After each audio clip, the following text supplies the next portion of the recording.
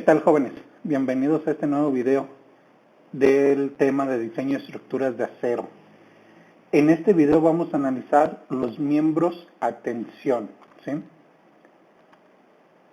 Entonces vamos a tener una introducción de los miembros a tensión.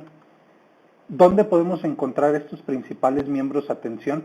Pues en armaduras de puentes, en techos de naves industriales, en torres de telecomunicaciones y en todas las situaciones donde se usan como tirantes.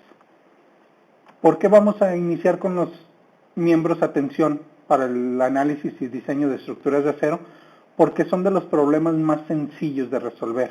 ¿Por qué son de los problemas más sencillos de resolver? Porque no hay peligro que estos elementos se pandeen bajo la carga a la que estén sometidos. Tenemos tres pasos principales para el diseño de estructuras, tenemos tres pasos principales para el diseño de elementos a tensión. El primero es calcular la fuerza de tensión que va a actuar en nuestro elemento. Segundo, calcular el área requerida de nuestro elemento de acero para soportar esa carga. Y tercero, una vez que tengamos el área, seleccionar una sección de acero adecuada. Aquí podemos observar algunas secciones de acero comúnmente utilizadas como elementos a tensión, como es la barra redonda, barras planas, ángulos dobles, T's estructurales, canales, secciones armadas y secciones en cajón. Para iniciar el análisis nosotros vamos a tener un término que se llama resistencia nominal. Cuando estemos calculando elementos a tensión o a compresión, lo primero que hay que calcular es la resistencia nominal. La resistencia nominal es la carga que resiste nuestro elemento, ¿sí? Entonces, un miembro a tensión sin agujeros puede resistir sin fracturarse una carga mayor a la del producto de su área de sección transversal por el esfuerzo de fluencia. Un miembro a tensión con agujeros para tornillos puede fallar por fractura en la sección neta. Más adelante vamos a ver qué es una sección neta de un elemento, que pasa por los agujeros de ese elemento. Vamos a revisar dos estados límite. El primer estado límite es el estado límite de fluencia en la sección bruta. Aquí tenemos, y lo vamos a representar matemáticamente de la siguiente manera. Nuestra resistencia nominal Pn es igual a Fy, que es el esfuerzo de fluencia, por Ag, que es el área bruta. Esta ecuación está en el manual de la ISC 360-16 y es la ecuación D2-1. Entonces, si vamos a diseñar elementos por el LRFD, la fórmula sería la siguiente. Phi subíndice T por nuestra resistencia nominal es igual a Phi subíndice T por Fy por Ag. El Phi subíndice T es el Phi de tensión, así lo vamos a conocer. Y si fuera el ASD, sería nuestra resistencia nominal entre nuestro factor de seguridad, que es igual al Fy por Ag entre omega sub T. Para el caso de elementos a tensión y estemos revisando el estado límite de fluencia, el Phi sub T va a ser igual a 0.9 para el LRFD y va a ser igual a 1.67 para el ASD. El segundo estado límite que vamos a revisar es el de fractura en la sección neta. Aquí vamos a tener que nuestra resistencia nominal va a ser igual al Fu, que es el esfuerzo último, por el área efectiva. Esta es la ecuación 2-1 del manual de la ISC 360-2016. Para el LRFD es igual Phi por resistencia nominal es igual a Phi por Fu por AE, y para el ASD es resistencia nominal entre omega sub T es igual a Fu por AE entre omega sub T. En este caso, para el estado límite de fractura, nuestro Phi sub T va a ser igual a 0.75 para el LRFD y de 2 para el ASD. Aquí vienen las nomenclaturas de algunas de las letras que estamos utilizando, que es Fy, esfuerzo de fluencia, Fu, esfuerzo último, Ag, área bruta de la sección, Ae, área neta efectiva y Am, área neta real. Entonces vamos a iniciar con las áreas netas. ¿Qué es un área neta? Pues es un área neta, es el área bruta de la sección menos el área de los tornillos, o el área, sí, o el hueco, o la cantidad de material que se quita para hacerle el agujero para que entren los tornillos. Entonces, matemáticamente es AN es igual a AG menos AT. AG ya dijimos que es la sección o el área bruta, y AT es el área de los tornillos. Se tienen menos área de acero sobre la cual puede distribuirse la carga y existirá concentración de esfuerzo a lo largo del borde del agujero. Por eso se tiene que calcular el área neta. La tensión se supone uniformemente distribuida sobre la sección neta del miembro. Entonces, ¿cómo vamos a determinar el área de los tornillos? De la siguiente manera. Siempre que se va a perforar un agujero en un elemento, pues los agujeros se tienen que perforar un 16avo mayor al diámetro del tornillo que se va a colocar. Pero debido a esta perforación, también el material circundante a ese agujero sufre un daño, por lo cual también vamos a incrementar en un 16avo más por el daño que sufre el material circundante a la perforación o al agujero. Entonces, el área de tornillo que vamos a restar va a ser igual al diámetro del tornillo más 1/8 de pulgada más. Esto quiere decir que si vamos a perforar y vamos a colocar tornillos de 7/8 de pulgada, entonces la perforación se tiene que hacer de 1 pulgada, que sería 7/8 más 1/8, 1 pulgada. El acero con un espesor mayor al diámetro del tornillo es difícil de punzonar a la medida sin que se presente una deformación excesiva del material circundante. ¿A qué nos referimos? Que si tenemos una placa de 1 pulgada de grosor y nosotros vamos a hacerle agujeros de 3/8 de pulgada, pues se va a dañar mucho material, porque el agujero que estamos pidiendo es de 3/8, es muy pequeño en comparación al espesor de la placa que tenemos. Entonces, las conexiones de los miembros a tensión deben de diseñarse de modo que las cargas no tengan una excentricidad, ¿sí? Como vemos aquí en esta figura. O sea, la carga se supone que debe de actuar en el centroide de nuestro elemento. A través de ahí debe de aplicarse la carga para que no genere una excentricidad y no tener otro tipo de esfuerzos presentes. Se supone que el esfuerzo se distribuye uniformemente sobre toda la sección neta del miembro. Aquí vamos a ver lo que son áreas netas y agujeros alternados. Si se tiene más de una línea de agujeros para tornillos, es conveniente escalonar los agujeros con el fin de tener un máximo de área neta para resistir la carga. Esto lo vamos a observar cuando estemos ya con agujeros alternados y estemos calculando las líneas de falla. Ahí vamos a poder ver cuando estemos revisando el ejemplo. Entonces, aquí tenemos un elemento con una sola línea de tornillos o de agujeros.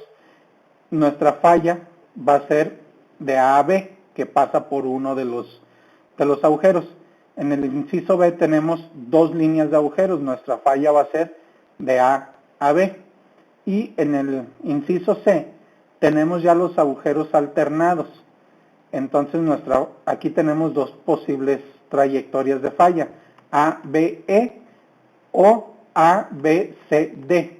Aquí vemos ya dos letras que vamos a utilizar mucho, que es la S, que va a ser el espaciamiento, y G, que va a ser el gramiento. S pues es la distancia horizontal y G es la distancia vertical entre los agujeros. Entonces la especificación ISC B4.3b, ahí se describe un método muy simple para el cálculo del ancho neto a lo largo de una sección en zigzag en un miembro a tensión. El método consiste en considerar el ancho total del miembro sin tener en cuenta la línea a lo largo de la cual puede ocurrir la falla, restar el diámetro de los agujeros a lo largo de la sección en zigzag considerada y añadir por cada diagonal una cantidad dada por la expresión de S al cuadrado entre 4G, que esto que es la separación de los agujeros al cuadrado entre 4 veces el gramín. Esta expresión ya es muy viejita, esta expresión se introdujo desde 1922, ha dado buenos resultados. S es el espaciamiento longitudinal o paso entre dos agujeros cualesquiera, y G es el espaciamiento transversal o gramín de los mismos huecos. Dentro de estos tipos de tornillos alternados, agujeros alternados, pueden existir varias trayectorias de falla. Es necesario revisar cada una de esas trayectorias para poder obtener la que nos dé el menor valor, para poder obtener un cálculo más exacto, ¿sí? Entonces aquí tenemos para los ángulos, hay algunas tablas, dependiendo del largor del ángulo, está en pulgadas. Tenemos las separaciones de los gramiles, de G1 y G2, también vienen en pulgadas las medidas. Áreas netas efectivas. ¿Sí? Aquí vamos a empezar a revisar las áreas netas efectivas. ¿A qué nos referimos con esto?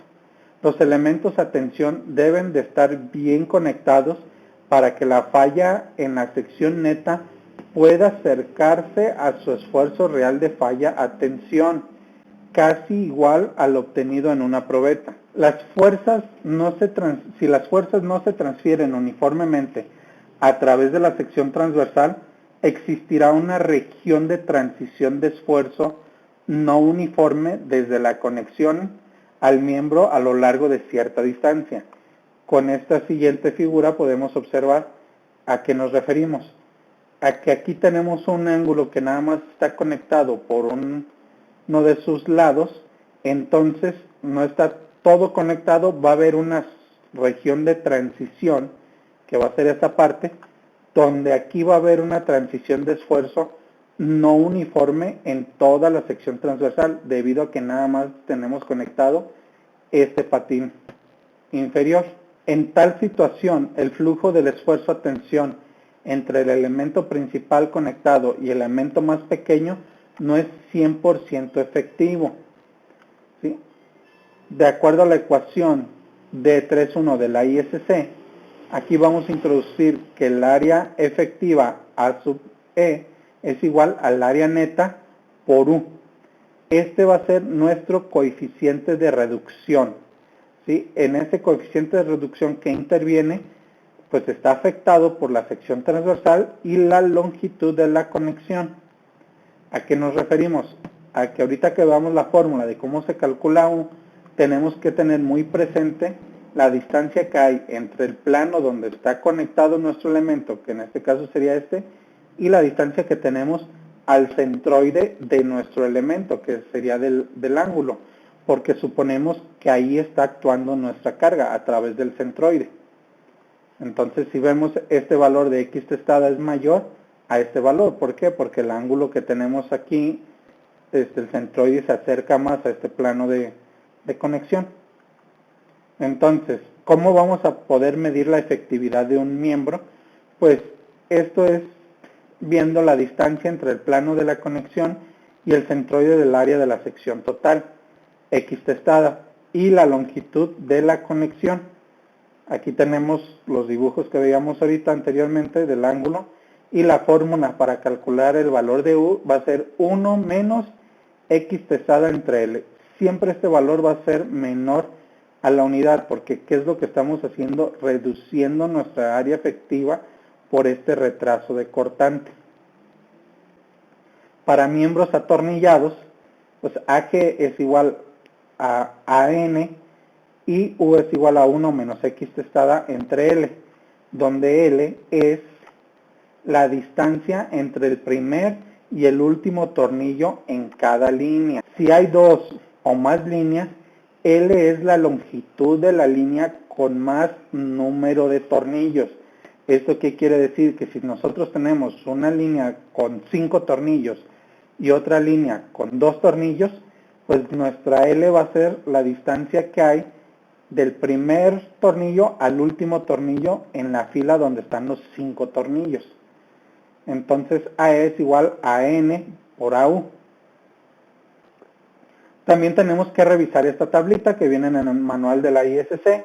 Tenemos que revisar todos estos casos, para ver dentro de cuál caso caemos. Si nosotros calculamos el valor de nuestra U con el caso 2, pero resulta que si nosotros revisamos el caso 7 o el caso 8 y nos da una U en el caso 2 de 0.8, pero revisamos esta condición donde el patín conectado con 3 o más sujetadores por línea en la dirección de la carga y que el ancho de nuestra patín es mayor a 2/3 del peralte, pues U puede ser igual a 0.9. Por eso hay que hacer las revisiones, todas las revisiones necesarias. En miembros soldados es un poco diferente.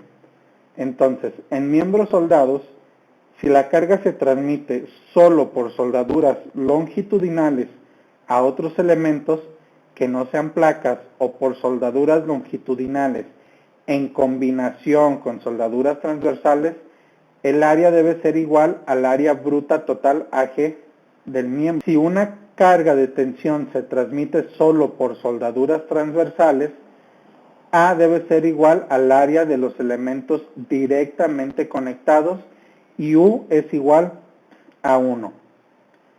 Y 3, las longitudes de las soldaduras no deben ser menores que el ancho de la placa a conectar. Entonces, aquí tenemos que si la longitud de nuestra soldadura tiene que ser mayor o igual a 2 veces W, U es igual a 1.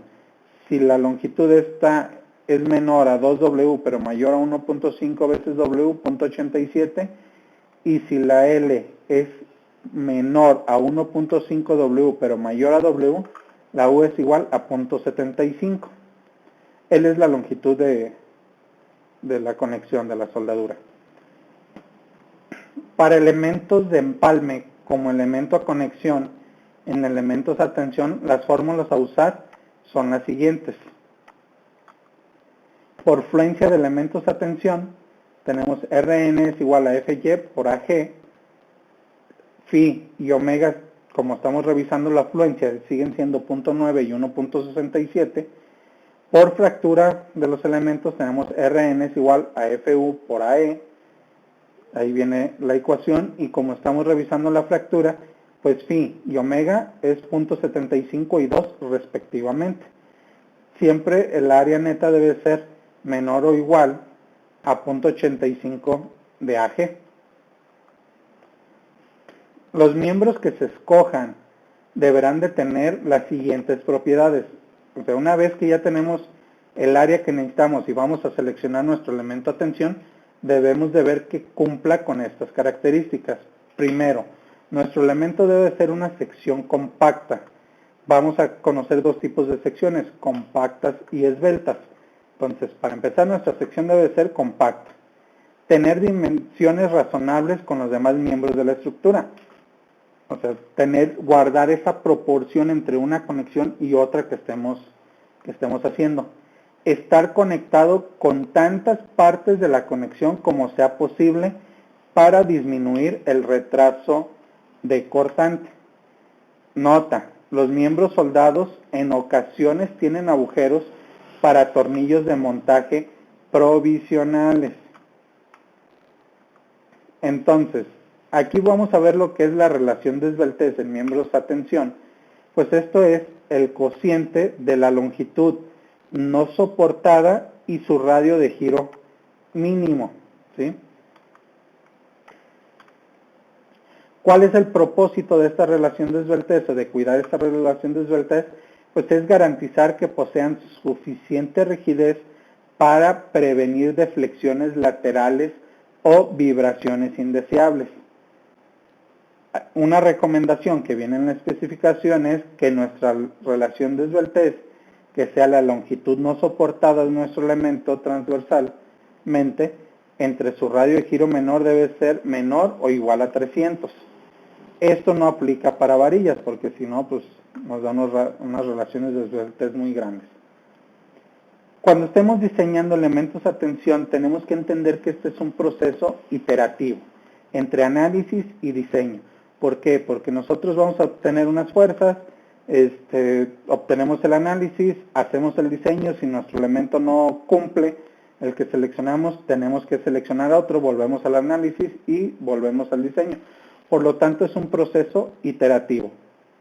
pero con la experiencia que ustedes vayan teniendo, cada vez este proceso va a ser más corto y van a poder hacerlo más eficiente.